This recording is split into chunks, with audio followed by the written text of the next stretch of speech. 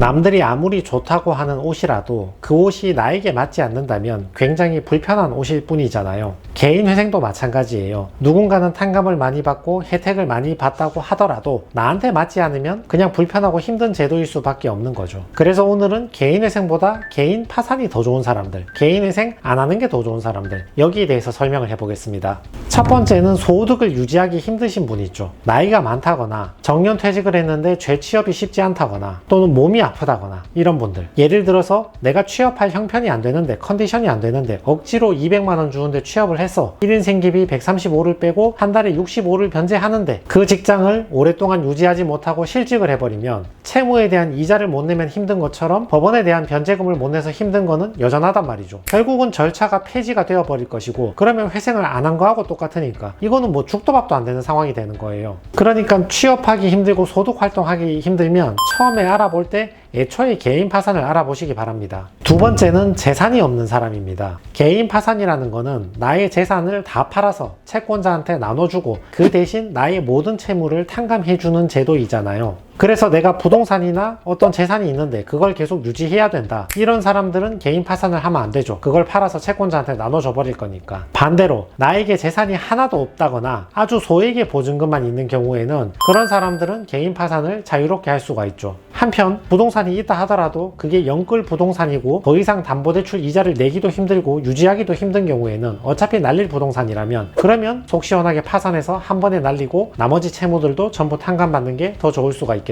세 번째는 주식, 코인, 토토 탕진이 없는 사람들. 개인회생은 재판이 좀 관대하잖아요. 물론 법원마다 차이가 있긴 한데 주식, 코인 탕진한 걸 청산가치에 반영하지 않는 경우도 많고, 도박 탕진이 있다 하더라도 전액 청산가치에 반영하는 경우도 있지만 일부만 청산가치에 반영하고 변제할 수 있는 만큼만 하고 나머지 채무는 탕감해주는 경우도 매우 많단 말이죠. 근데 개인 파산은 개인회생처럼 관대하지 않습니다. 원칙적으로 내가 탕진한 돈이 있으면 파산 자체가 불가능하거나 아니면 내가 탕진한 금액 전액을 전부 다 법원에 환수금으로 납부를 해야지 면책을 받을 수가 있거든요. 내가 사행성 행위나 사치, 탕진으로 날린 돈이 1억이다. 그러면 파산이 안 되거나 1억 전체를 환수금으로 납부해야지 나머지 채무 2억을 탕감해 주겠다, 뭐 이런 논리가 나오는 거죠. 그러니까 내가 아무리 나이가 많고 몸이 아프고 취업하기 힘들다 해도 탕진, 과소비, 사치가 많은 사람은 개인 파산을 하는 게 쉽지가 않습니다. 반대로 이런 사유가 없다면 개인 파산을 알아보시는 게 더 쉬울 수도 있겠죠. 네 번째는 개인회생을 하다가 실직해서 폐지된 사람들 있죠.